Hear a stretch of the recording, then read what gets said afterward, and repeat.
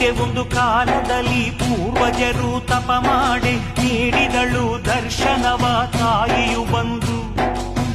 ಮಾನವನ ಕಷ್ಟಗಳ ಪರಿಹಾರ ಮಾಡಲು ನೀ ಧರೆಗೆ ಬಂದು ನೆಲೆಸು ಎಂದು ಬೇಡಿದರಂದು. ಆ ಗೊಲವಿನಲ್ಲಿ ನಗು ನಗುತ್ತ ನುಡಿದಳುವ ಶ್ರೀಮಾತ, ಬರುವೆ ನಾನು ಮಗು ನಿನ್ನ ಜೊತೆಯಲಿ. ಷರತ್ತೊಂದ ಕೇಳೆಂದೆ, ನೀ ಮುಂದೆ ನಾನಿಂದೆ, ತಿರುಗಿ ನೋಡ ಕೂಡದೆನ್ನ ದಿಕ್ಕಲಿ. ಒಪ್ಪಿದರು ಹಿರಿಯರು, ಮುಂದೆ ಮುಂದೆ ನಡೆದರು.